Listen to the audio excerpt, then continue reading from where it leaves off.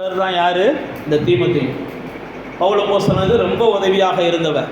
அதனால தான் பவுல் அப்போஸ்தலன் இந்த தீமோத்தேயுவை பார்த்து சொல்லும்போது, நீ எல்லாவற்றிலும் நீ உன்னை மாதிரியாக காமிக்கணும்ப்பா, நீ கொஞ்சம் வயசு பையன். தீமோத்தேயு பவுலுடைய ஊழிய பயணத்தில் சந்திக்கப்பட்ட நல்ல ஒரு வாலிபன்.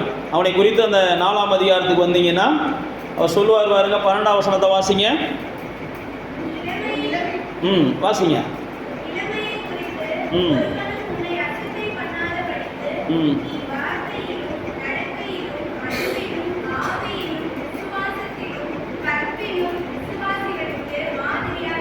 பாருங்க, இவர் விசுவாசிகளுக்கு மாதிரியா இருக்க சொல்றார். ஏன்னா அவர் ஒரு இளம் தலைவர்.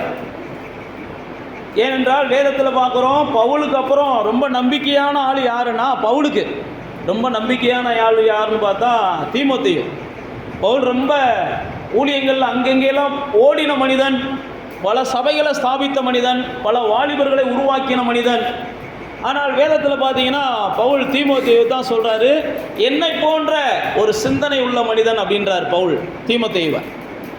எனக்கு பிடிச்ச ஒரு சிந்தனை இவன்ட்ட இருக்குது, ஒரு காரியத்தை எப்படி நான் யோசிப்போனோ அப்படியே யோசிக்கிறான் அப்படின்னு சொல்லித்தான் தீமோத்தேயுக்கு அவர் 2 நிருபத்தை எழுதுகிறார். அதில் நாம் இப்போ தியானிக்கிறது முதல் நிருபம். இந்த தீமோத்தேயுவை குறித்து பவுல் எழுதும்போது சொல்கிறாரு, உங்கள் பாட்டிகிட்ட என்ன செஞ்சிச்சுன்னா நல்ல விசுவாசம் இருந்துச்சு. நல்லா தெரிந்து கொள்ளுங்க, ஒரு பிள்ளைக்குள்ள விசுவாசம் வருவதற்கு பாட்டி கூட காரணமாக இருக்கிறாங்கன்னு தீமோத்தேயு எழுதுறாரு. இப்போ நம்ம நல்ல விசுவாசமாக இருந்தோம்னா நம்முடைய பேர பிள்ளைகளுக்கெல்லாம் அது என்ன செய்யும், பயன்படும் அப்படின்றதுக்கு தீமோத்தேயு மூலமாக ஆவியானவர் எழுதி வச்சிருக்கிறார். உங்கள் பாட்டிகிட்ட இருந்த நல்ல விசுவாசம் உங்கள் அம்மாவுக்குள்ளே வந்துச்சு, அம்மாட்ட இருக்கிற அந்த விசுவாசம் இன்றைக்கி என்ன செஞ்சுருக்கு, உங்ககிட்ட வந்திருக்குதுப்பா. அதனால தான் நீ என்ன செய்கிற, எனக்கு உறுதுணையாக நிற்கிற அப்படின்னு சொல்லி தீமோத்தேயுவை பவுல் பாராட்டுகிறதை பார்க்கிறோம். அப்போ தேவ பிள்ளைகளாகி நீங்கள் நல்லா தெரிந்து கொள்ளுங்க, உங்களுடைய குடும்பம் தான் உங்களுடைய பிள்ளைகளை தீர்மானிக்குது. பிள்ளைகள் எப்படிப்பட்டவர்களாய் வளரணும் அப்படின்ற இடம், தீர்மானிக்கிற இடம் எது? குடும்பம் தான். நாம் தான் என்ன செஞ்சிடறோம், சேர்வாரோடு சேர்ந்து கெட்டு போயிட்டான் அப்படின்னு சொல்லி பொய்யான சர்டிஃபிகேட் கொடுக்குறோம். அதெல்லாம் 2வது. முதல்ல ஒரு குடும்பத்தில் ஒரு பிள்ளைகள் நம்மகிட்ட எதை பார்க்குறாங்களோ அதை தான் அவங்க கற்றுக்கொள்ளுகிறார்கள். நம்ம கூட தான் அவங்க சாப்பிட்றாங்க, நம்ம கூட தான் தூங்குறாங்க. நம்முடைய பிள்ளைகள் பொறுமையானவர்களாய் வளரணும்னு நினச்சா நாம் பொறுமையானவர்களாக என்ன செய்யணும், மாறணும். நம்முடைய பிள்ளைகள் அன்பானவர்களாக வளரணும்னு நினச்சா நாம் முதல்ல அன்பானவர்களாக என்ன செய்யணும், மாறணும். நம்முடைய பிள்ளைகள் தேவனை நேசிக்கிறவர்களாக மாறணும்னு நினச்சா நாம் முதல்ல என்ன செய்யணும், தேவனை நேசிக்கிறவங்களாக மாறணும். நாம் அதற்கு பதிலாக சாத்தான காரணம் சொன்னாலும் அல்லது பக்கத்து தெருவுகளில் இருக்கிற மனிதர்களை காரணம் சொன்னாலும் தேவனுடைய பார்வையில் அது நியாயமாக இருக்காது. என் பார்வையில் நியாயமாக இருக்கலாம், உங்கள் பார்வையில் கூட அது நியாயமாக இருக்கலாம். ஆனால் வேதம் நமக்கு கற்றுக் கொடுக்கிறது, ஒரு மனுஷன் நல்லவனாவதும் கெட்டவனாவதும் தாய் வளர்ப்பில் இருக்குன்னு உலகத்தான் சொல்கிறான். ஆனால் வேதம் நமக்கு கற்றுக் கொடுக்கிறது, தீமோத்தேயுடைய பாட்டி விசுவாசம் உள்ளவங்களாக இருந்தாங்க, அவங்க தாயார் விசுவாசம் உள்ளவங்களாக இருந்தாங்க. இன்றைக்கி தீமோத்தேயு ஒரு விசுவாசம் உள்ள மனுஷனாக மாறி இருக்கிறான். நீ என்ன செய்ய, மாதிரியாக இரு அப்படின்னு சொல்லி எல்லா வகையிலையும் இங்கே அழகாக ஆவியானவர் சொல்கிறாரு, உங்கள் பேச்சில் கூட என்ன செய்யணும், நீங்கள் தேவ பிள்ளைன்றதை வெளிப்படுத்தணும். உங்களுடைய பார்வையில் கூட தேவ பிள்ளைன்றதை வெளிப்படுத்தணும். நீ மாதிரியாக இரு. ஏதாவது ஒரு வகையில் நீங்கள் என்ன செய்யணும், மற்றவங்க பார்வையில் ஒரு வித்தியாசப்படுத்தணும் உங்களை, செயல்களில் நடக்கையில். அப்போ தான் மற்றவங்க என்ன செய்வாங்கன்னா உங்களை ரோல் மாடலாக பார்க்க ஆரம்பிப்பாங்க, ஒரு முன்மாதிரியாக பார்க்க ஆரம்பிப்பாங்க. இதைத்தான் பவுல் அப்போஸ்தலன் தீமோத்தேயுவுக்கு சொல்லுகிறான். தீமோத்தேயுடைய தாய் ஒரு இனம், தகப்பன் ஒரு இனம். பைபிள் அப்படி தான் போட்டிருக்குது. கலப்பு இனத்தில் பிறந்தவர். நம்ம ஊர் பாஷையில் சொல்லணும்னா அவங்க அம்மா ஒரு ஜாதி, அவங்க அப்பா ஒரு ஜாதி. அந்த மாதிரி ஒரு குடும்பத்தில் பிறந்தவர் தான் தீமோத்தேயு.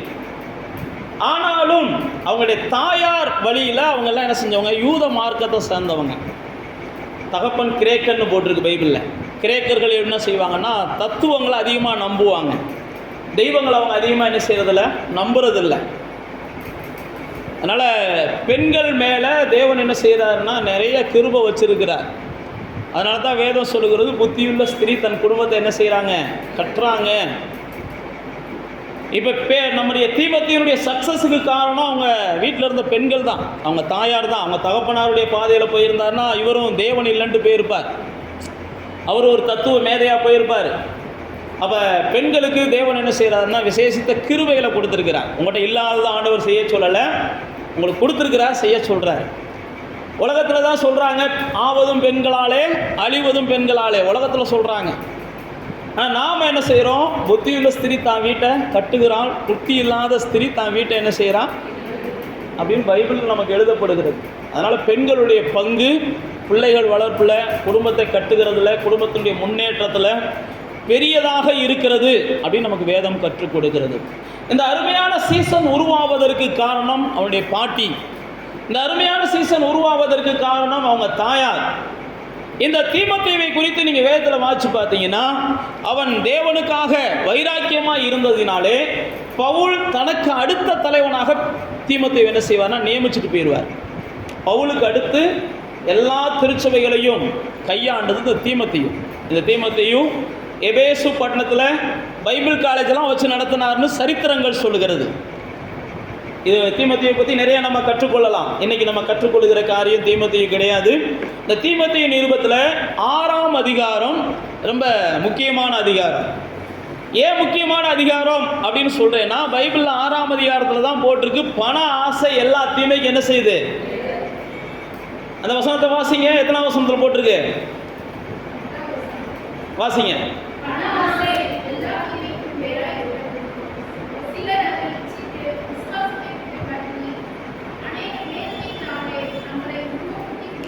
வேதம் சொல்லுகிறது பண ஆசை எல்லா தீமைக்கும் வேறாய் இருக்கிறது.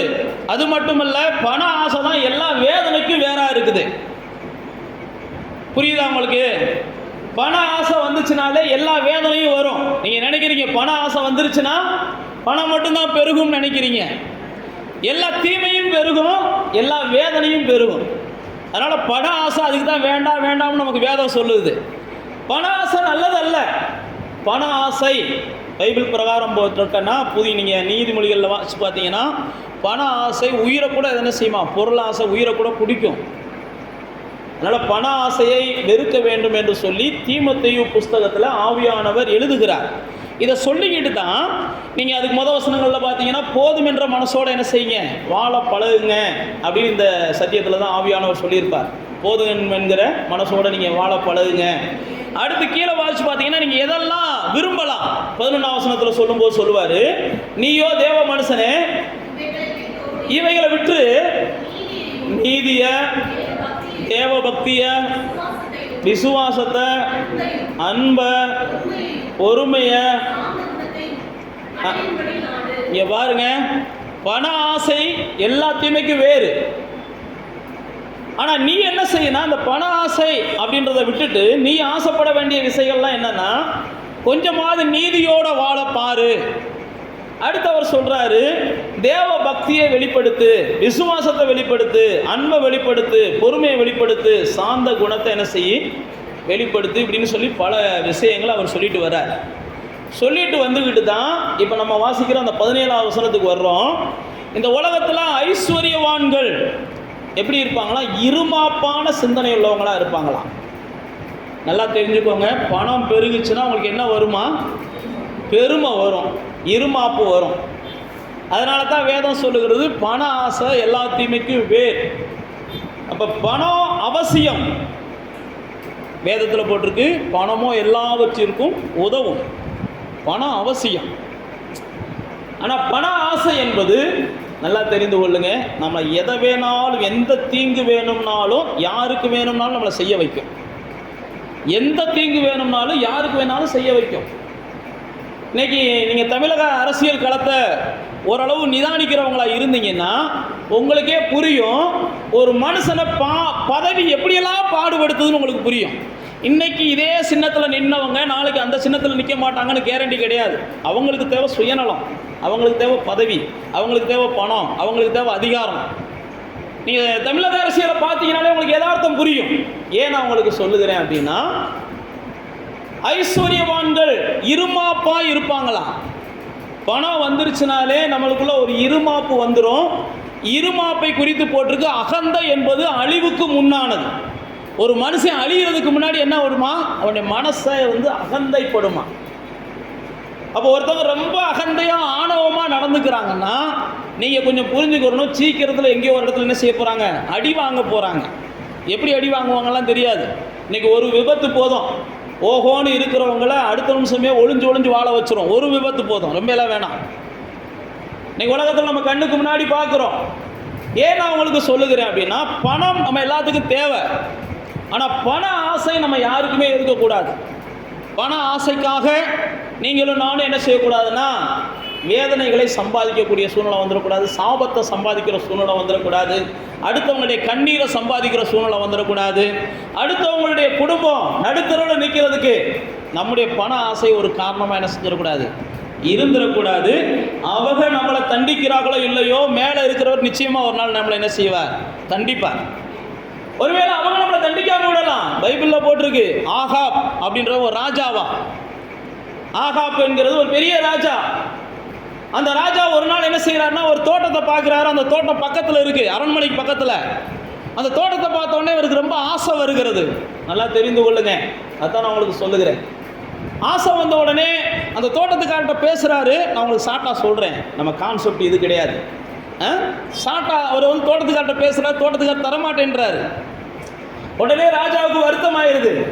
உடனே ராஜா போய் என்ன செய்கிறாரு, தான் சோகத்தோடு இருக்கும்போது மனைவி என்ன செய்கிறாங்க, என்னம்மா இப்படி சோகத்தோடு இருக்கீங்கன்னு கேட்ட உடனே விஷயத்தை சொன்ன உடனே மனைவிக்கு பெரிய கோபம் வருது. நீ ராஜா, பக்கத்து வீட்டுக்காரன் தரமாட்டேன் அதுக்காக கண்ணை கசைக்கிட்டு இருக்கவாருண்டு அடுத்த நிமிஷமே அவனை கொலை செய்து அந்த தோட்டத்தை அபகரிச்சிடுறாங்க. நல்லா தெரிந்து கொள்ளுங்க, நாம தான் ராஜா. நாம் செய்கிற தீங்கு யாருக்கு தெரிய போகுது? எல்லாத்தையும் நம்ம மாறச்சிடலாம். நீதிபதிகள்லாம் நம்ம சொல்கிறதான் கேட்பாங்கன்னு கூட ஒருவேளை துணிகரமாக எல்லாம் செஞ்சுருக்கலாம். ஆனால் தேவன் உடனே எலியாவை அனுப்புகிறார். நீ செஞ்ச காரியம் தேவ சமூகத்திலேருந்து இது அநியாயமான காரியம், ஓ வம்சத்தில் தொடர்ந்து என்ன செய்ய போகிறது, இதுக்கான சாபம் வரப்போகுது. இதை நீ அபகரிச்சுட்ட, ஓ வீட்டில் இருக்கிற எல்லாத்தையும் என்ன செய்ய போகிறேன், நான் வேற ஒருத்தவங்க கையில் கொடுக்க போகிறேன். அதுக்கப்புறம் உன் பொண்டாட்டி நாய் தான் திங்க போகுது, இப்படியெல்லாம் சொல்லி தான் முடிவு கொடுப்பார். ஏன் நான் உங்களுக்கு சொல்லுகிறேன் அப்படின்னா, சில நேரத்தில் நாம் நினைக்கிறோம், நாம் அபகரிக்கிறத யார் பார்க்குறா, நாம் ஏமாத்துறதை யார் பார்க்குறா. பண ஆசை கொண்டு நீங்கள் எதை செய்தாலும் அதற்குரிய பலன் தேவனால் உங்களுக்கு என்ன செய்யும், கொடுக்கப்படும். இப்படி எத்தனையோ விதங்கள் நான் சொல்லலாம். இப்போ பாருங்க, அதுக்கு அடுத்த வசனங்களில் போட்டிருக்கு. அந்த 17ஆம் வசனத்துக்கு வாங்க. இப்படி என்ன செஞ்சாங்கன்னா, நிலையற்ற ஐஸ்வர்யத்தின் மேலே நீங்கள் நம்பிக்கை வைக்காம நாம் அனுபவிக்கிறதுக்கு சகல வித நன்மைகளையும் என்ன செய்கிறாரா, ஜீவனுள்ள தேவன் நமக்கு கொடுக்கிறாரா. நல்லா தெரிந்து கொள்ளுங்க, நீங்க ஐஸ்வர்யத்தை தேடாதீங்க. உங்களுக்கு என்ன வேணுமோ உங்களை தேவன், நீங்க தேடுகிற தேவன் தருகிறார். அதுதான் இங்க சொல்றார் பவுல் அப்போஸ்தலன். நீங்க ஐஸ்வர்யத்தை தேடாதீங்க, ஐஸ்வர்யத்தை அடைவதற்காக பைபிள் அப்படிதான் போட்டிருக்கு. நீங்க ஐஸ்வர்யவானாக வேண்டும் என்று என்ன செய்யாத, ஆமா ஐஸ்வர்யவானாக வேண்டும் என்றெல்லாம் ரொம்ப போராடாத. ஏன்னா ஐஸ்வர்யமும் கனமும் தாவீது சொல்றான் அவரிடத்துல இருந்து என்ன செய்து வருகிறது. அவர் கொடுக்கிற ஆசீர்வாதம் அல்லது ஐஸ்வர்யம் வேதனை இல்லாமல் இருக்கும். அதான் நான் உங்களுக்கு சொன்னேன் முதல்ல. நீங்களா தேடுகிற ஆசீர்வாதமும் நீங்களா தேடுகிற ஐஸ்வர்யமும் அதோட வேதனையும் இருக்கும். எல்லாமே இருக்கும், ஆனால் இல்லாத மாதிரி இருக்கும். வேதனையும் சேர்ந்து இருக்கும். அதுக்கு இது இல்லாமல் இருந்தப்பயாவது நாங்கள் நிம்மதியாக இருந்தோம். இது வந்ததுக்கப்புறம் இருக்குது, ஆனால் நிம்மதி இல்லாமல் நடைப்பிணத்தை போல இருக்கிறோம்னு எத்தனையோ பேர் பேசுகிறத கூட நீங்கள் கேட்டிருப்பீங்க. அப்போ தேவ பிள்ளைகளே, இங்கே போட்டிருக்குது, ஐஸ்வர்யவானாகிறதற்கு நாம் தீவிரிப்பதை தேவன் விரும்புறதில்லை. தேவன் என்ன விரும்புகிறார்னா, நீங்கள் செய்கிற எல்லா காரியத்திலையும் அவர் ஆசீர்வாதத்தை கொடுக்க விரும்புகிறார். எதையுமே அவர் தடுக்கலாம் விரும்பலை. நீங்கள் எந்த பிரயாசம் வேணாலும் படுங்க, உங்களுடைய உள்ளம் விரும்புகிற எந்த ஒரு பிரயாசத்தையும் கர்த்தர் ஆசீர்வதிக்கிறார். நாம் எல்லாருக்குமே தெரியும், ஆதியாகமத்தின் புஸ்தகம் 26ஆம் அதிகாரத்தில் ஈசாக்கை குறித்து ஆவியானவர் எழுதி வச்சிருக்கிறார். வாங்க 26ஆம் அதிகாரத்துக்கு வாங்க. 26ஆம் அதிகாரம் ஆதியாகமத்தின் புஸ்தகத்தில் ஈசாக்கை குறித்து ஆவியானவர் எழுதி வைத்திருக்கிறார். ஒரு பஞ்சமான சூழ்நிலைகள், அந்த பஞ்சமான சூழ்நிலைகளில் தேசத்தில் இருக்கிறவங்கெல்லாம் அமைதியாக இருக்கிறாங்க. இந்த பஞ்சமான சூழ்நிலையை நம்ம எப்படி சந்திக்கிறதுன்னு சொல்லி அந்த நேரத்தில் ஈசாக்கு என்ன செஞ்சாராம், அந்த நேரத்தில் விதை விதைத்தான் அப்படின்னு பைபிளில் போட்டிருக்கு. வாசிங்க 12வது வசனம்.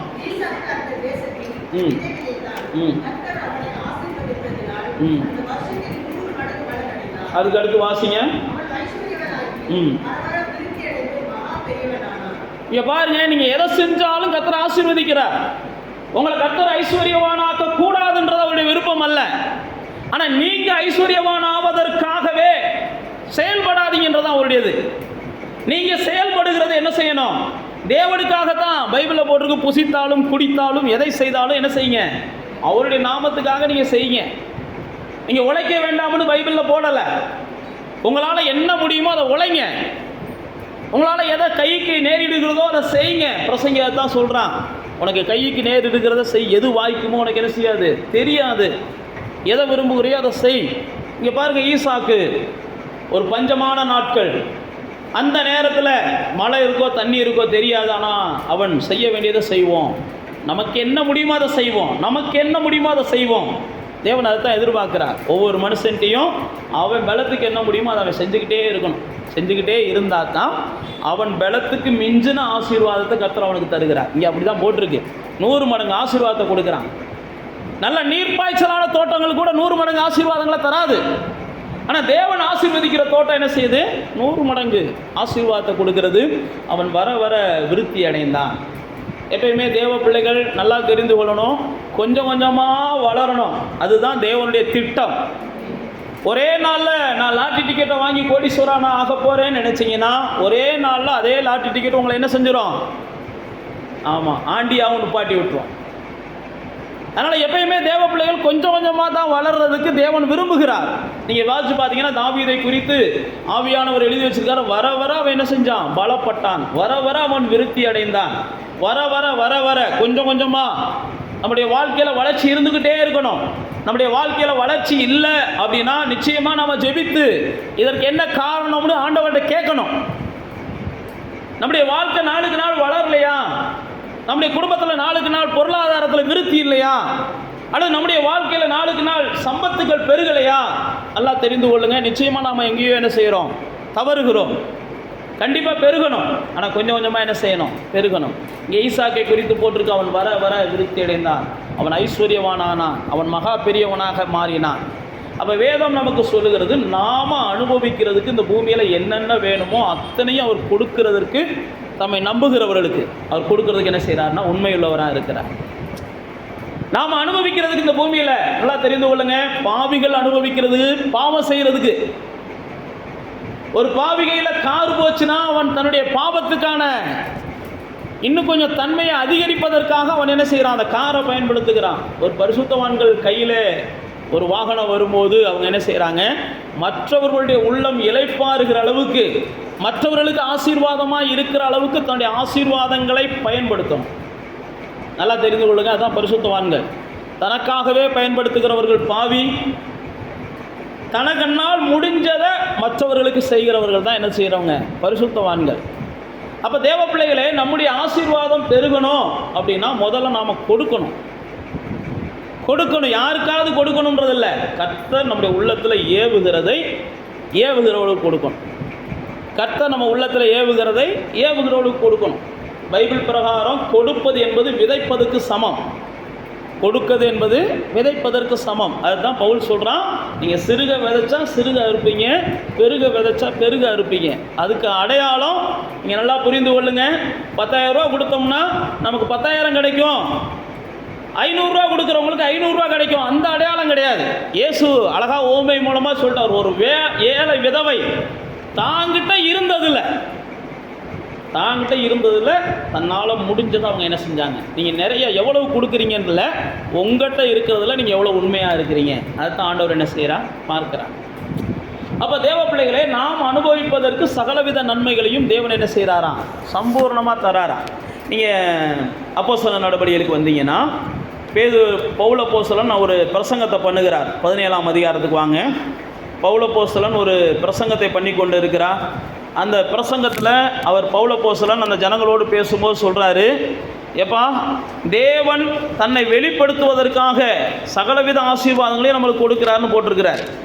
தேவன் தம்மை வெளிப்படுத்துவதற்காக அந்த 17ஆம் அதிகாரத்தில் அவர் தேவனை குறித்த பல பிரசங்கத்தை அந்த மக்கள் மத்தியில் அவர் பேசிக்கொண்டு இருக்கிற அந்த நேரத்தில் ஒரு அழகான வார்த்தையை ஆவியானவர் எழுதி வைத்திருக்கிறார். நாம் எல்லாருக்கும் தேவையானதை தேவன் என்ன செய்கிறார்? உலகத்தையும் அந்த 24ஆம் வசனத்திலிருந்து போட்டிருக்கு, உலகத்தையும் அதில் இருக்கிற எல்லாத்தையும் உண்டாக்கின தேவன், எல்லாத்தையும் உண்டாக்கின தேவன், எல்லாத்தையும் உண்டாக்கி எல்லாத்தையும் மனுஷனுக்கு கொடுக்குறார். நீங்கள் தொடர்ந்து இந்த பிரசங்கத்தை குறித்து நீங்கள் வீட்டில் போய் வாட்சி பாருங்கள். அந்த அப்போஸ்தலர் 17ஆம் அதிகாரத்தினுடைய பிரசங்கத்தை நீங்கள் வீட்டில் போய் வாட்சி பாருங்கள். 13ஆம் அதிகாரத்துலேயும் ஒரு பிரசங்கத்தை பவுல் அப்போஸ்தலன் பண்ணுவான். 17ஆம் அதிகாரத்துலேயும் ஒரு பிரசங்கத்தை பண்ணுவான். 13ஆம் அதிகாரத்துலேயும் ஒரு பிரசங்கத்தை பண்ணுவான். இந்த பிரசங்கங்களுடைய நோக்கம் தேவன் இருக்கிறார் என்பதையும் தேவன் அந்த ஜனங்களுக்கெல்லாம் கொடுக்கிறார் என்பதையும் அந்த இடத்துல ஒரு வலியுறுத்துவார். அந்த 17:25 வாசிங்க.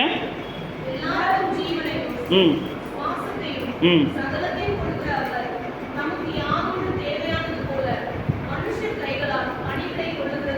பாருங்க, எல்லாத்துக்கும் ஜீவனை கொடுக்குறாரு, சுவாசத்தை கொடுக்குறாரு. இன்னொரு வார்த்தை அங்கே ஆவியானவர் எழுதி வச்சிருக்கிறார், சகலத்தையும் அவர் என்ன செய்கிறாரா? கொடுக்கிறார்னு போட்டு வச்சிருக்கிறார். சகலத்தையும் கொடுக்கிறார்.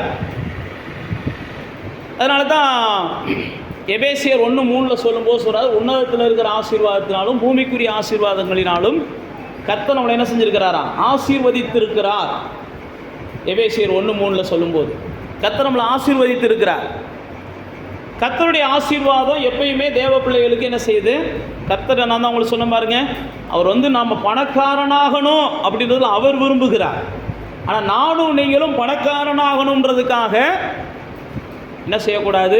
பச்சோந்தியெல்லாம் மாறக்கூடாது. புரியுதா உங்களுக்கு? வேஷம் போடக்கூடாது. யார்ட்டையும் போய் என்ன செய்யக்கூடாது? மாய்மாலம் பண்ணக்கூடாது. எதையாவது யார்ட்டையாவது எடுக்கணுன்றதுக்காக பரிதாபமான ஒரு மனநிலையை வெளிப்படுத்தக்கூடாது. நாம் எப்பயுமே என்ன செய்யணும்? தேவனிடத்துலேருந்து எனக்கு என்ன செய்யணும்? ஆசீர்வாதம் வரும். தேவன் என்னை ஆசீர்வதிப்பார். நம்ம எல்லாருக்குமே தெரியும், ஆபிரகாம தேவன் அழைக்கிறார், எல்லாத்தையும் விட்டுட்டு வாப்பான்றார். எல்லாத்தையும் விட்டுட்டு வருகிறார். எல்லாத்தையும் விட்டுட்டு வருகிறார் ஆபிரகாம். நீங்கள் 12ஆம் அதிகாரத்தில் எல்லாத்தையும் விட்டுட்டு வருவார். 12ஆம் அதிகாரத்தில் எல்லாத்தையும் விட்டுட்டு வருவார்.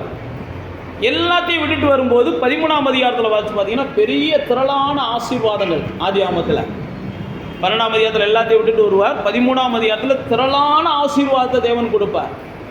பைபிளில் போட்டிருக்கு, பூமி கொள்ள முடியாத அளவுக்கு அவனுக்கு என்ன செஞ்சுச்சான்? ஆசீர்வாதங்கள் இருந்துச்சான். பூமியே கொள்ள முடியாத அளவுக்கு. 14ஆம் அதிகாரத்தில் வந்த உடனே நீங்கள் வாட்சி பார்த்தீங்கன்னா அந்த தேசத்தின் ராஜா என்ன செய்கிறான்னா, அந்த சோதம் குமோரா தேசத்தின் ராஜா ஆபிரகாம, எப்போ நீ இந்த பொருளாதாரத்தெல்லாம் வச்சுக்கோ, இந்த பணத்தை எல்லாம் வச்சுக்கோ, இந்த பொக்கிஷத்தெல்லாம் வச்சுக்கோ, என் ஜனத்தை மட்டும் எனக்கு கொடுன்றான். அப்போ தான் ஆபிரகாம் சொல்லுவான், என்னை நீ ஐஸ்வர்யவானாக்கினேன்னு என்ன செய்யக்கூடாது? அந்த வசனத்தை வாசிங்க. 14ஆம் அதிகாரத்துக்கு வாங்க. என்னை நீ ஐஸ்வர்யவானாக்கினேன்னு சொல்லக்கூடாது. என்னை தேவன் தான் என்ன செஞ்சாரு? ஐஸ்வர்யவானாக்கினான்னு என்னுடைய சந்ததிகள் சொல்லணும்.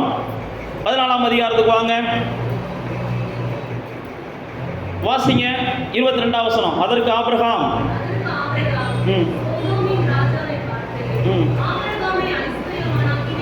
ஆபிரகாமை நான் ஐஸ்வர்யவானாக்கினேன் அப்படின்னு ஒரு ராஜா கூட சொல்லக்கூடாதுன்னு யார் நினைச்சா?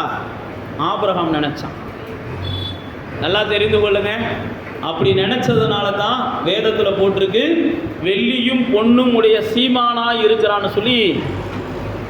ஆதியாகமம் 24 வாட்சி பார்த்தீங்கன்னா எலையாசர் பொண்ணு கேட்க போன இடத்துல சொல்லுவார், எங்களுடைய எஜமான் எந்த குறையும் கிடையாது, எஜமான் வெள்ளியும் பொண்ணையும் உடைய சீமானாய் இருக்கிறார், என்னுடைய எஜமானுக்கு என்ன செய்யுங்க? உங்களுடைய பொண்ணை கொடுங்க. வேதத்தில் பார்த்தீங்கன்னா அந்த பொண்ணுக்கு இவங்க என்ன செஞ்சாங்களாம்? நகைகளை கொடுத்து கூட்டு வந்தாங்கன்னு பைபிளில் போட்டிருக்கு. ஏன் நான் உங்களுக்கு சொல்லுகிறேன்னா, தேவன் என்ன ஆசீர்வதிக்கணும், அதான் நம்முடைய நோக்கமாக இருக்கணும். தேவன் என்ன செய்யறார்னா, நாம் அனுபவிப்பதற்கு சகலவித நன்மைகளை அவர் தருகிறார். நாம் ஆசீர்வாதமாக இந்த பூமியில் இருக்கணும் என்று தேவன் விரும்புகிறார். நாம் இந்த பூமிக்கு ஆசீர்வாதமாக இருக்கணும் என்று தேவன் விரும்புகிறார். எப்பயுமே தேவனுடைய பார்வையில் நாம் எப்பயுமே என்ன செய்யணும்னா, எல்லா நன்மைகளும் குறைவில்லாமல், அதான் கர்த்தரை தேடுகிறவர்களுக்கு என்ன செய்யக்கூடாது? ஒரு நன்மையும் குறைபடக்கூடாது. கர்த்தரை தேடுகிறவர்களுக்கு ஒரு நன்மையும் குறைபடக்கூடாதுன்னு தான் பைபிளில் போட்டிருக்குது. நீங்கள் 144ஆம் சங்கீதத்தை வாட்சி பார்த்தீங்கன்னா களஞ்சியங்கள் எல்லாம் என்ன செஞ்சுருக்குமா? 144க்கு வாங்க. சங்கீதம் 144. கர்த்தரை தெய்வமாக கொண்ட ஜனம், அந்த இதில் தான் அந்த வார்த்தை ஆவியானவர் எழுதி வச்சிருப்பார். கர்த்தரை தெய்வமாக கொண்ட ஜனம் பாக்கியம் உள்ளதுன்னு கடைசி அந்த 2 வசனத்தை வாசிங்க. 144 கடைசி 2 வசனம்.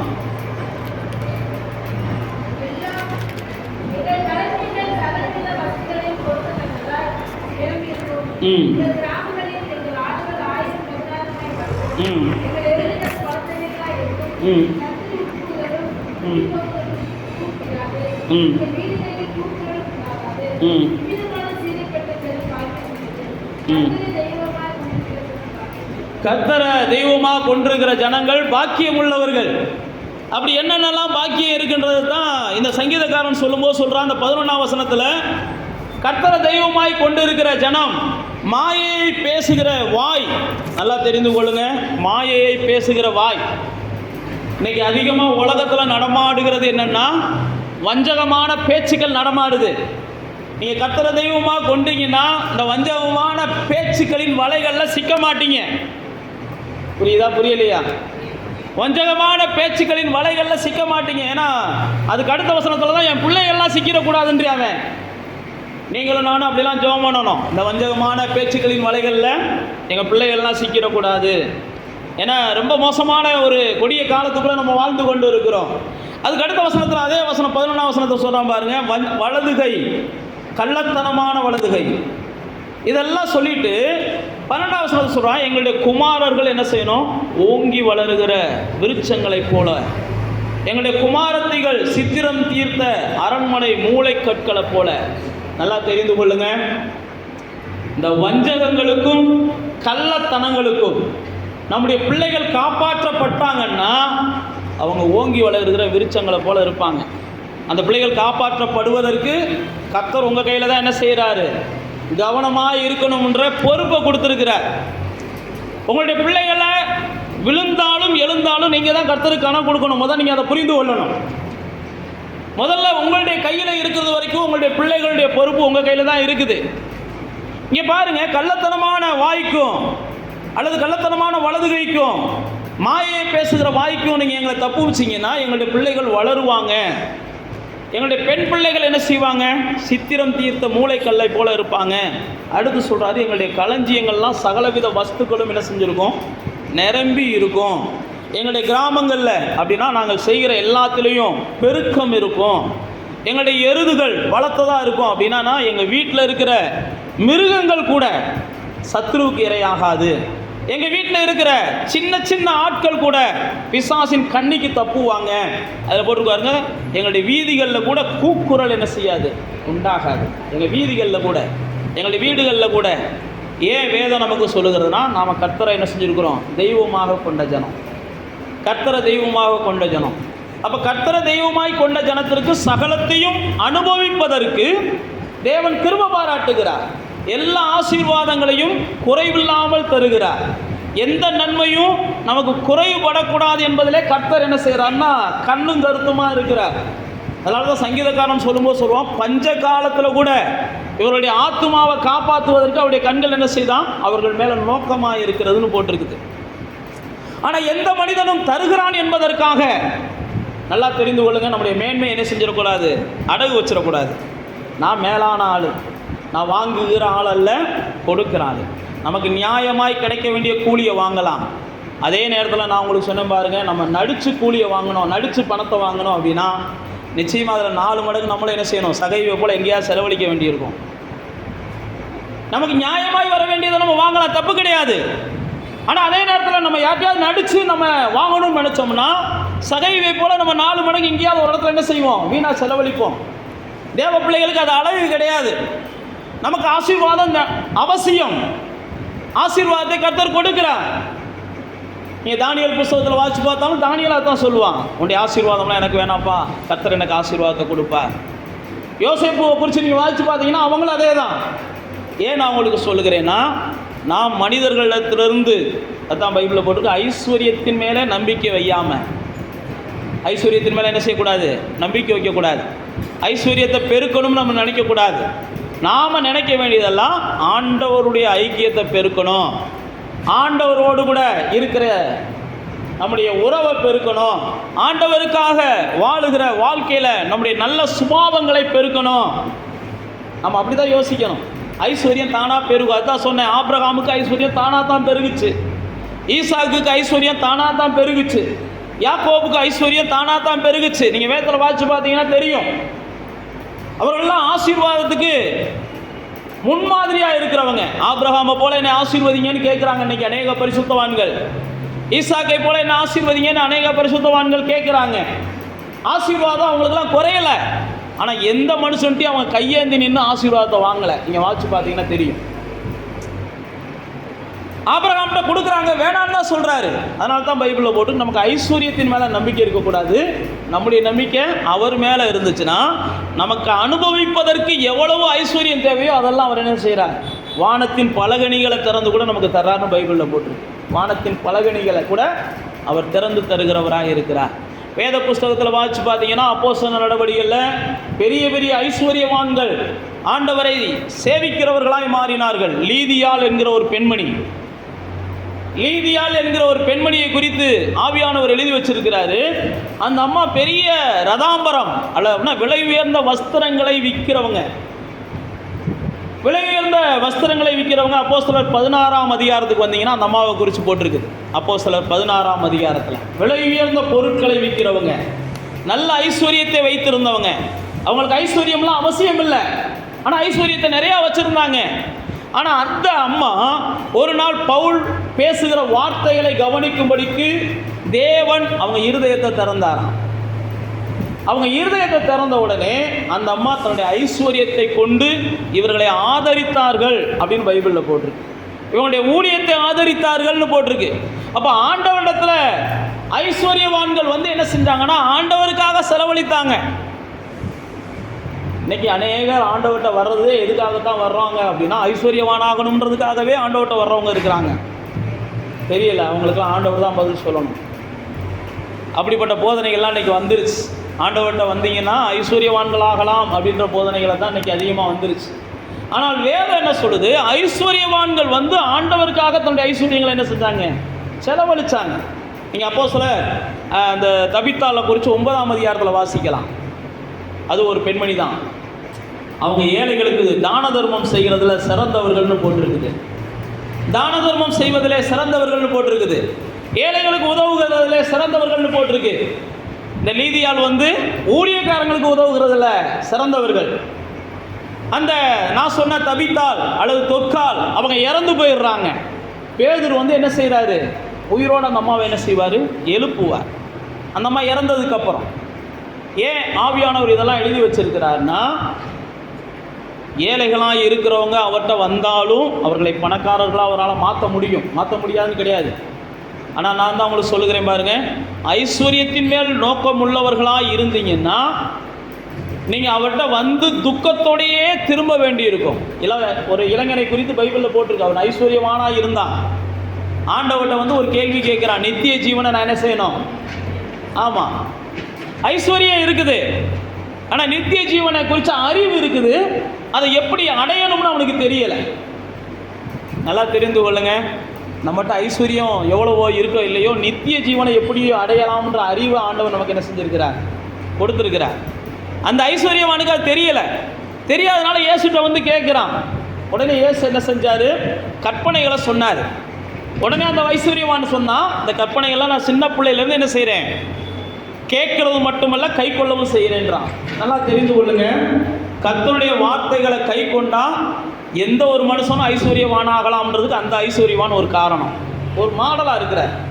கர்த்தருடைய வார்த்தையை கை கொண்டா அந்த ஐஸ்வர்யவான் அழகாக சொல்கிறான், வாலிபன் தான், நான் சின்ன பிள்ளை, இவன் ஒரு ஐஸ்வர்யவானாக இருக்கிறான். இவன் எப்படி ஐஸ்வர்யவானானா அப்படின்னு நமக்கு வேதத்தில் இல்லை.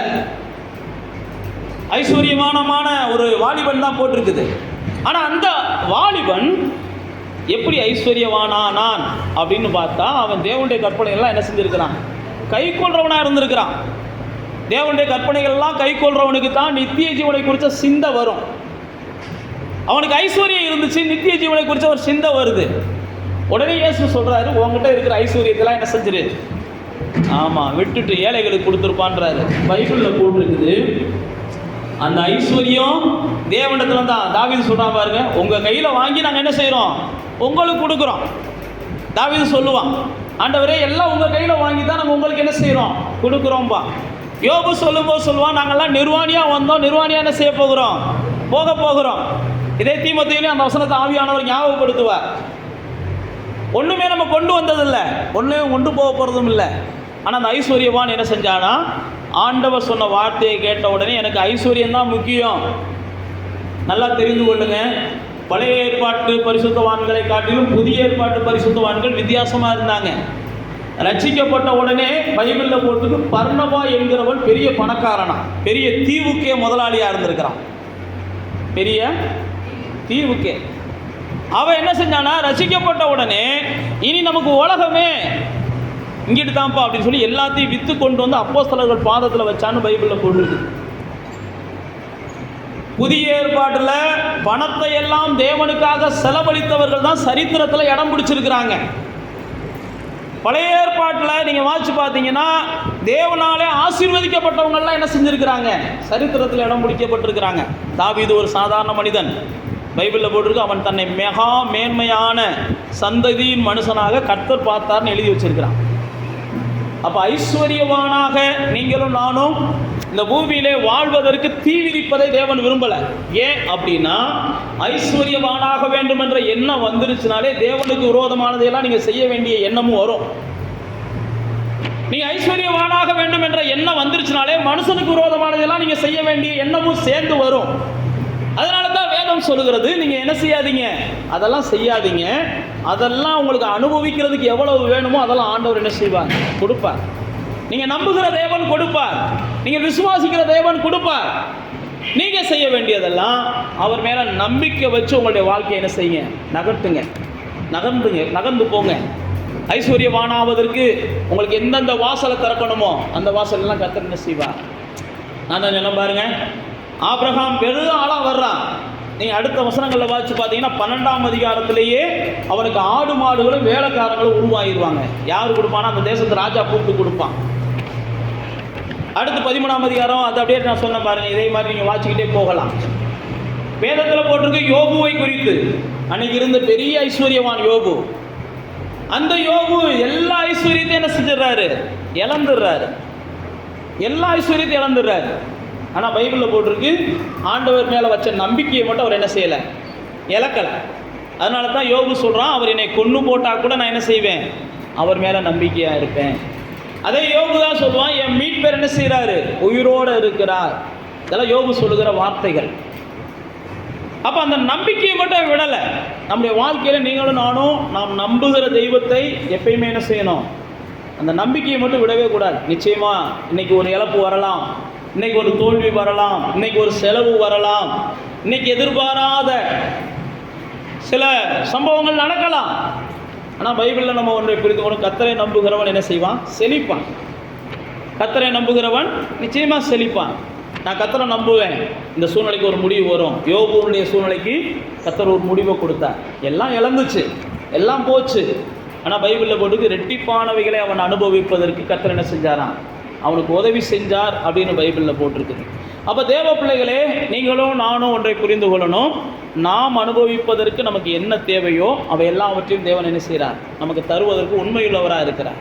அதனால தான் இயேசு சொல்லும்போது சொல்கிறாரு, அப்பத்தை கேட்குற பிள்ளைக்கு எந்த தகப்பனாவது கல்லை கொடுப்பானா. அப்போ என்கிட்ட நீ என்ன கேட்குறியோ நான் அதை என்ன செய்கிறேன், உனக்கு கொடுக்குறேன். ஆனால் பெற்றுக்கொண்டதுக்கப்புறம் அதுதான் நான் உங்களுக்கு சொல்ல வரேன். நீங்கள் உபாகமம் 28ஆம் அதிகாரத்தை வாசிச்சு பார்த்தீங்கன்னா, உபாகமம் 28ஆம் அதிகாரத்தில் பல ஆசீர்வாதங்களை சொல்லுவார். வாங்க உபாகமம் 28க்கு வாங்க. பல ஆசீர்வாதங்களை சொல்லுவார். எல்லா ஆசீர்வாதங்களையும் தேவன் உபாகமம் 28ல் அந்த ஜனங்களுக்கு கொடுப்பார். அந்த ஜனங்கள் எல்லாத்தையும் பெற்றுக்கொண்டதுக்கப்புறம், அந்த ஆசீர்வாதங்களை பெற்றுக்கொண்டதுக்கப்புறம் தேவனை சேவிக்கிறதுக்கு அவங்களுக்கு நேரம் இல்லாமல் போயிடும். நல்லா தெரிந்து கொள்ளுங்க. நாம் கேட்குற ஆசீர்வாதங்களை தேவன் கொடுக்கிறார். அதுக்கப்புறம் ஆசீர்வாதங்களை பெற்றுக்கொண்டதுக்கப்புறம் நம்ம தேவனை என்ன செஞ்சிடறோம், விட்டுடுறோம். நல்லா தெரிந்து கொள்ளணும், தேவனை விட்டுட்டோம்னா நம்ம தேடி வந்த ஆசீர்வாதமும் நம்மளை விட்டுரும். அது போக போக தான் நமக்கு புரியும். நாம் உடனே என்ன செய்வோம், யாரோ செய்வனை பண்ணிட்டாங்க, யாரோ இது பண்ணிட்டாங்க, அது பண்ணிட்டாங்கன்னு சொல்லி தேவையில்லாமல் சில விஷயங்களை செய்வோம். ஆனால் வேதம் நமக்கு சொல்லுகிறது, வாங்க உபாகமம் 28:47 வாசிங்க.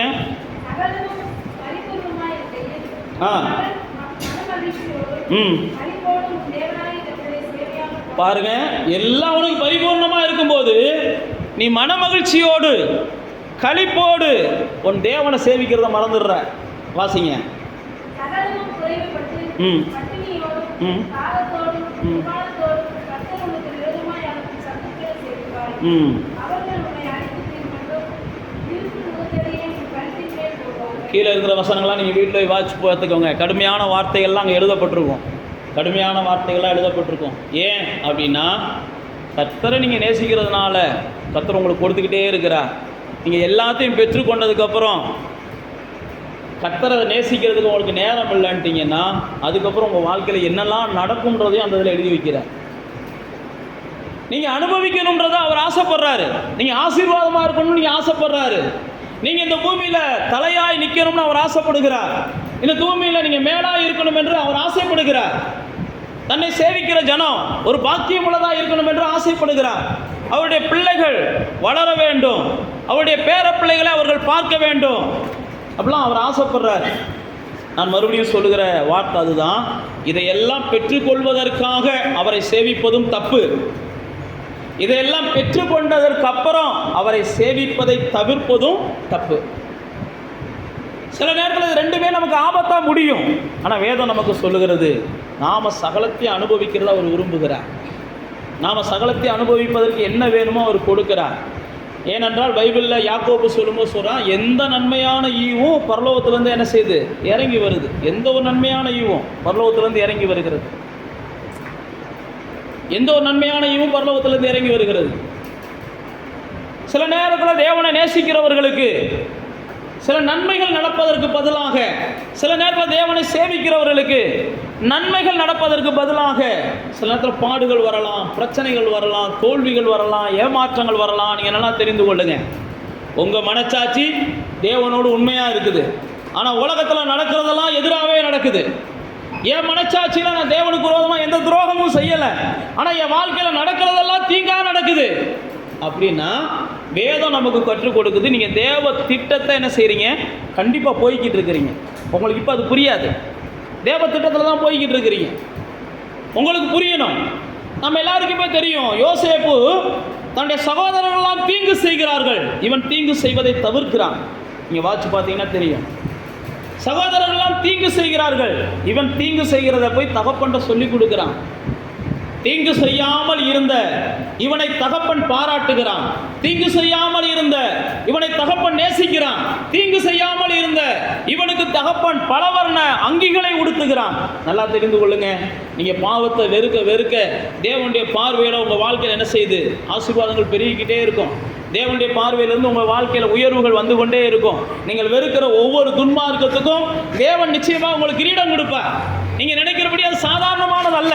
நீங்கள் வெறுக்கிற ஒவ்வொரு துன்மார்க்கத்தையும் கர்த்தர் கவனித்து கொண்டே இருப்பார். என் பிள்ளை என்னை நேசிக்கிறதுனால இதை வெறுக்குது, என் பிள்ளை என்னை நேசிக்கிறதுனால இதை அப்புறப்படுத்துதுன்னு பார்த்துட்டு தொடர்ந்து கனம் பண்ணுவார்.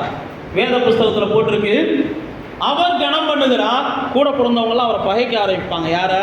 யோசேப்பு. அப்போ தேவன் நம்மளை கனம் பண்ணும்போது பிசாசு நம்மளை என்ன செய்வான், எரிச்சலாக பார்ப்பான். எவனை வேணாலும் நமக்கு விரோதமாக எழுப்பி விடுவான். எவனை வேணாலும் நமக்கு விரோதமாக கூட பிறந்தவங்க எழும்பலாம், யார் வேணாலும் எழும்பலாம். ஆனால் உங்களுக்குள்ள ஒன்று புரியணும். என்ன புரியணும்? நான் கர்த்தருக்கு முன்பாக உண்மையாக இருக்கிறேன். கர்த்தருக்கு விரோதமாக நான் எதையும் செய்யலை. நான் கர்த்தருடைய வார்த்தையின்படி உண்மையாக இருக்கிறேன். எனக்கு எது நடந்தாலும் அது தேவ திட்டம் நிறைவேறுவதற்கு ஏதுவாகட்டும். நீங்கள் யோசேப்புடைய சகோதரர்கள் அவனை பகைக்காமல் இருந்துட்டாங்கன்னு வைங்க, தேவ திட்டம் நிறைவேறி இருக்காது. அதுக்கு வேற ஒரு ரூட்டு தேவன் போட்டிருக்கணும். அப்போ சில நேரத்தில் உங்கள் சகோதரர்கள் பகைக்கிறாங்களா, நீங்கள் உண்மையாக இருக்கிறது நிமித்தம். மறுபடியும் சொல்லுகிறேன், நான் வம்புக்கு இழுத்தா உங்களை சகோதரர்கள் பகைக்கிறாங்க, கர்த்தர் பழி வாங்குவார்னு நினச்சிங்கன்னா அதுக்கெல்லாம் நான்லாம் என்ன செய்ய முடியாது. நீங்கள் வம்புக்கு இழுத்தா சகோதரர்கள் பழி வாங்கினாங்கன்னா அதுக்கெல்லாம் கர்த்தர் வருவார்னு சொல்லி நான் போதிக்கலை. நீங்கள் வம்புக்கே அது போகலை, ஆனால் உங்கள்கிட்ட வம்பு எடுத்துக்கிட்டே இருக்கிறாங்க அப்படின்னா ஏதோ ஒரு திட்டத்தை கர்த்தர் என்ன செய்கிறார், அனுமதிக்கிறார். கொஞ்சம் பொறுமையாக இருங்க. நம்ம பொறுமையாக இருக்கிறோம். அப்படி தான் யோசேப்பு வாழ்க்கையில் சகோதரர்கள் தூக்கி விற்கிறாங்க. அவன் கத்துறது கூட யாரு காதுலையும் என்ன செய்யலை, விழுகலை. கதறது கூட யாரு காதுலையும் விழுகலை. ஆனால் கர்த்தர் கவனிச்சுக்கிட்டே இருந்தார். எல்லாத்தையும் கர்த்தர் கவனிச்சுக்கிட்டே தான் இருந்தார். கர்த்தருக்கு மறைவால ஒன்றும் நடக்கலை. ஏன்னா போத்திபார் வீட்டுக்கு போன உடனே பைபிளில் போட்டிருக்கு கர்த்தர் அவங்க கூட என்ன செஞ்சார், இருந்தார்னே பைபிளில் போட்டிருக்கு. சிறைச்சாலைக்கு போன உடனே கர்த்தர் அவங்க கூட இருந்தார்னு பைபிளில் போட்டிருக்குது. அப்ப சில நேரத்தில் நன்மைகள் எல்லாமே நாம நினைக்கிற பாதையில் வரும்னு கிடையாது. சில நேரத்தில் நன்மைகள் எல்லாமே நாம் நினைக்காத அல்லது நம்ம விரும்பாத பாதைகளில் கூட நம்மளை நோக்கி என்ன செய்யும், வரும். நாம நினைக்காத நம்ம விரும்பாத பாதைகளில் கூட சில நேரத்தில் வரும். அப்படித்தான் யோசேப்பு வாழ்க்கையில் வந்துச்சு. அப்படித்தான் அவன் போகிற இடங்கள்ல எல்லாம் தொடர்ந்து பிரச்சனைகளை சந்திக்கிறான். போத்திபார் வீட்டுக்கு போன உடனே அங்கே ஒரு பிரச்சனை, அங்கேயும் போய் அந்த பிரச்சனையை அவன் ஏற்றுக்கொள்ளுகிறான். பைபிளில் போட்டிருக்கு, அவன் எந்த இடத்துலையும் முறுமுறுக்கலை, எந்த இடத்துலையும் போராடலை, எந்த இடத்துலையும் புலம்பலை. யோசேப்பை போல நமக்கு சகோதரர்கள் ஏதாவது செஞ்சிருந்தா இனியாலும் நாமெல்லாம் என்ன செஞ்சிருப்போம், எத்தனையோ சாபத்தை போட்டிருப்போம். ஏண்டா நீங்கள் எல்லாம் அக்கிரமம் செஞ்சீங்க, நான் போய் அப்பாட்ட சொல்லி கொடுத்தேன், உங்களை திருத்துறதுக்கு தான் சொல்லி கொடுத்தேன், கடைசியில் எல்லாரும் சேர்ந்து என்ன செய்கிறீங்க, குழியில் போடுறீங்க, எல்லாரும் சேர்ந்து என்னை வித்து போடுறீங்க, நீங்கள்லாம் நல்லா இருக்க மாட்டீங்க, உங்கள் பிள்ளைகள் நல்லா இருக்கான்னு சொல்லி நம்மளாக இருந்தால் கண்டிப்பாக கத்திருப்போம். நம்மளாக இருந்தால் உங்களையும் என்னையும் சேர்த்துன்னு சொல்கிறேன், நான் அவ்வளோ உத்தமையெல்லாம் சொல்லலை. நம்மளாக இருந்தால் என்ன செஞ்சுருப்போம், நிச்சயம் அப்படி தான் கத்தியிருப்போம். ஆனால் யோசேப்பு எதையுமே கத்தலை, எல்லாம் கத்தர் பார்த்துக்கிட்டு இருக்கான்னு அமைதியாகவே போனான். அதே மாதிரி தான் போத்திபார் வீட்டில் நடந்துச்சு. அங்கேயும் யோசேப்பு கத்தலை, எல்லாத்தையும் கத்தர் பார்த்துக்கிட்டு இருக்கிறார். ஏதோ கத்தர் என்னை குறித்து ஒரு திட்டம் வச்சிருக்கிறார், அதனால தான் எனக்கு அநியாயம் நடந்துக்கிட்டே இருக்குது. நல்லா தெரிஞ்சுக்கோங்க, கத்தர் உங்களை குறித்து ஒரு திட்டம் வச்சுருந்தாலும் உங்களுக்கு என்ன செய்யும், அநியாயம் நடந்துக்கிட்டே இருக்கும். நியாயமாக தண்டிக்கப்பட்டால் நிச்சயமாக நீங்கள் திருந்துங்க, அநியாயமாக தண்டிக்கப்பட்டால் இயேசு சொல்கிறாரு சந்தோஷப்படுங்க, உங்களுக்கு பலன் வரும்ன்றாரு. அநியாயமா பொய்யா உங்களை தண்டிக்கிறாங்க, பொய்யா குற்றச்சாட்டுகிறாங்க, பொய்யா உங்களை போட்டு என்ன செய்கிறாங்க, அழுக வைக்கிறாங்கன்னா அதுக்குரிய பலன் உங்களுக்கு ஆண்டவர் தருவேன்னு தான் இயேசு சொல்கிறாரு. பொய்யான குற்றச்சாட்டுகள், அநியாயங்கள் நல்லா தெரிந்து கொள்ளுங்க, சில நேரத்தில் அநியாயங்கள் தேவன் நமக்கு நீதி செய்வதற்கு என்ன செய்யுது, காரணங்களாக மாறும். அதனால் நம்ம வாழ்க்கையில் வருகிற அநியாயங்களை குறித்து நம்ம என்ன செய்ய வேண்டாம், அழுகலாம் வேண்டாம். கொஞ்சம் என்ன செய்வோம், ஆண்டவரே ஆறுதல் படுத்துங்கப்பா, இந்த நடக்கிற அநியாயங்களை எல்லாம் நான் என்ன செய்யணும், சகிக்கணும், எனக்கு உதவி செய்யுங்கப்பா அப்படின்னு கடந்து போங்க. இந்த அநியாயங்களுக்கெல்லாம் கர்த்தர் நிச்சயமாக ஏற்ற ஆசீர்வாதத்தை உங்கள் வாழ்க்கையில் தருவார். யோசேப்பு வாழ்க்கையில் தொடர்ந்து அநியாயங்கள் நடந்துச்சு, ஆனால் அவன் அடைய வேண்டிய ஆசீர்வாதத்தை, அவன் பெற வேண்டிய ஆசீர்வாதத்தை அந்த அநியாயங்கள் தடுக்கலை. ஏன் அப்படின்னா ஆண்டவர் எல்லாத்தையும் பார்த்துக்கிட்டே இருந்தார். அதனால தான் யோசேப்பு ஒரே வார்த்தையில் சொல்கிறான், நீங்கள் எனக்கு தீமை செய்ய நினச்சிங்க, கர்த்தர் என்ன செஞ்சார், அந்த தீமையெல்லாம் எனக்கு நன்மையாக மாற்றினாருப்பா அப்படின்ற ஒரே வார்த்தையில். சகோதரர்களை பார்த்து அப்படி தான் சொல்கிறான். நல்லா தெரிந்து கொள்ளுங்க, தேவன் செய்த நன்மை, தேவன் உங்களுக்கு கொடுக்குற நன்மை, தேவன் செய்கிற நன்மை, தேவன் கொடுக்குற உயர்வு உங்கள் வாழ்க்கையில் நிலைச்சிருக்கணும் அப்படின்னா, உங்களுக்கு யாரெல்லாம் அநியாயம் செஞ்சாங்களோ அவங்க ஒரு நாள் உங்கள்கிட்ட அழுதுகிட்டு வரும்போது நீங்கள் என்ன செய்யணும், அவங்களுக்கு ஆசீர்வாதமாக இருக்கணும். ஏண்டா நான் அப்படி பண்ணேன், ஏண்டா இப்படி பண்ணேன், நான் உன்னை உதறினீங்க அப்படின்னா நான் மறுபடியும் சொல்லுகிறேன், உங்களுடைய ஆசீர்வாதம் உதறப்படும். தேவன் உங்களுக்கு கொடுக்குற அந்த வெகுமதிகளை நீங்கள் பெருக்க வேண்டுமே என்றால் தேவனுடைய இருதயத்தை இன்னும் கொஞ்சம் ஈர்க்க வேண்டும். தேவனுடைய இருதயத்தை ஈர்க்கக்கூடிய செயல்களை நீங்கள் செய்யணும். எந்த மனுஷனும் செய்ய முடியாத செயல்களை தேவனுக்கு முன்பாக நீங்கள் செஞ்சு காமிக்கணும். எப்படி, எனக்கு துரோகம் பண்ணவங்களை பைபிளில் போட்டுருக்கு பாருங்க, உங்கள் சத்துருக்களை நீங்கள் என்ன செய்யுங்க, சிநேகிங்க, உங்களை துன்பப்படுத்துகிறவங்களை நீங்கள் ஜெபம் பண்ணுங்க, அவங்களுக்காக அவங்கள ஆசீர்வதிங்க. நான் மறுபடியும் சொல்லுகிறேன், இதெல்லாம் தேவனுடைய இருதயத்தை நீங்கள் கவருவதற்கு என்ன செய்யும், காரணமாக மாறும். தேவனுடைய இருதயத்தை கவருவதற்கு. ஏன்னா தாவீதை குறித்து ஆண்டவர் சொல்கிறாரு, இவன் இருதயத்துக்கு ஏற்றவன்றார். ஏன் சொன்னார், சத்ருவை அடித்து கொல்லக்கூடிய சூழ்நிலைகள் வந்தபோது கூட இவன் என்ன செய்யலை, கொல்லலை. இவனை கொல்லக்கூடியவனை கர்த்தர் அவன் கையில் ஒப்பு கொடுத்தும் கூட அவன் என்ன செய்யலை, கொல்லலை.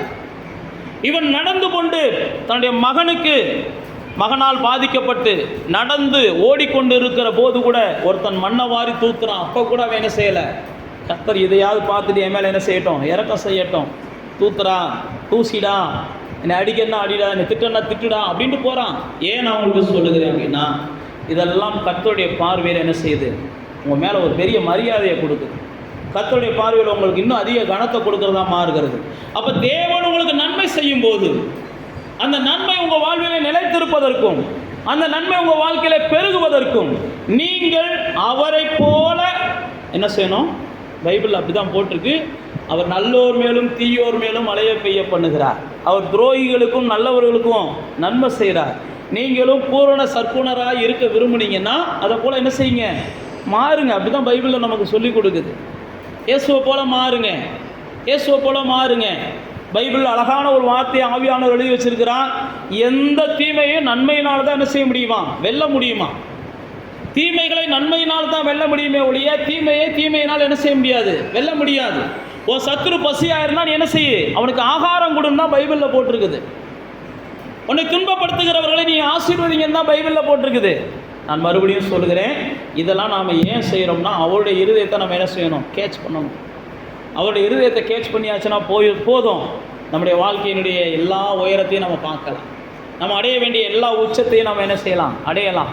யோசேப்பு அதை ஒன்றைத்தான் அவன் கண்டுபிடிச்சான். தாவீது அதை ஒன்றைத்தான் கண்டுபிடிச்சான். இந்த உலகத்தில் எந்த மனுஷனாலும் செய்ய முடியாத எல்லா செயல்களையும் எனக்கு இந்த வேதம் சொல்லுகிறபடி நான் செய்ய போகிறேன் அப்படின்னு ஒப்பு கொடுத்தாங்க. அதனால தான் அநியாயங்கள் நேர்ந்த போதும், அக்கிரமங்கள் நிகழ்ந்த போதும், துன்மார்க்கர்களால் தொல்லைகள் வந்த போதும் கர்த்தாவே கர்த்தாவேன்னு கடந்து போனாங்க.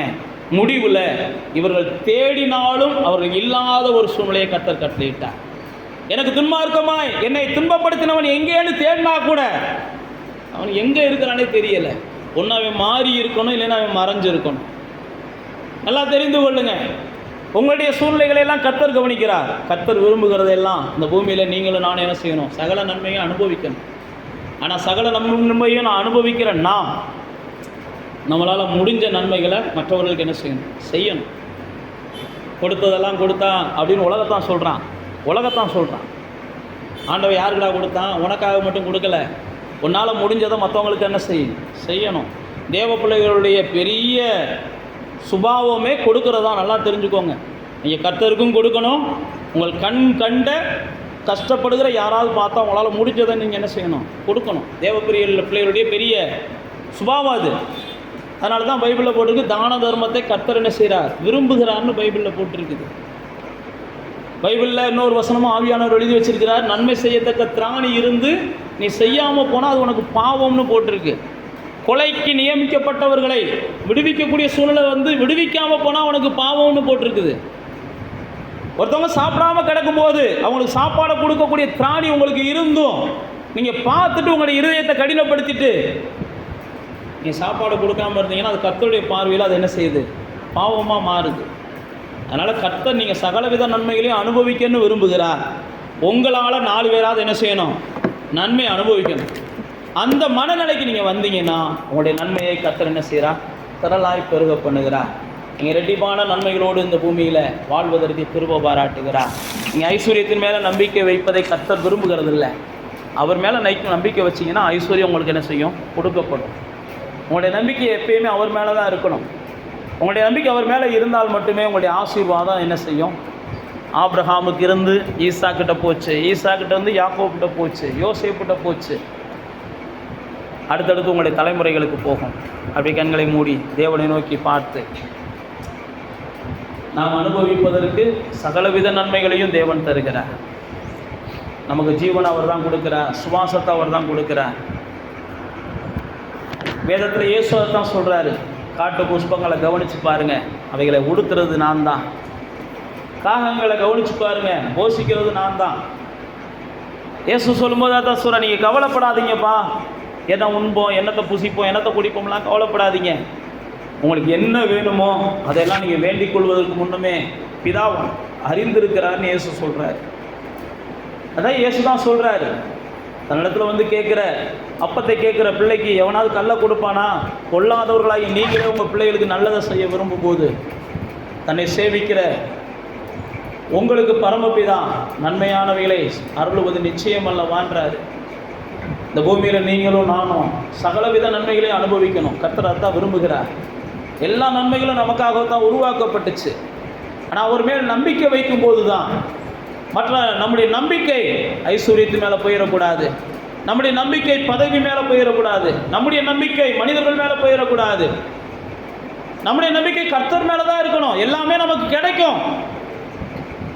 அதே நேரத்தில் சில நேரத்தில் கிடைக்கிற பொருட்கள், கிடைக்கிற வாகனங்கள், கிடைக்கிற வசதிகள் சில நேரத்தில் நம்மளை விட்டு போகலாம்.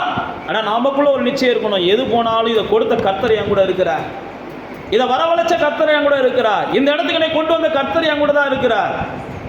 யாக்கோபு சொல்கிறான் பாருங்க, வெறுங்கையா போனேன், இன்னைக்கு நான் பரிவாரங்களோட வர்றேன், இதெல்லாம் கர்த்தருடைய தயவு தான் அப்படின்றான். என் தந்திரத்தினால எல்லாம் எனக்கு கிடைக்கல.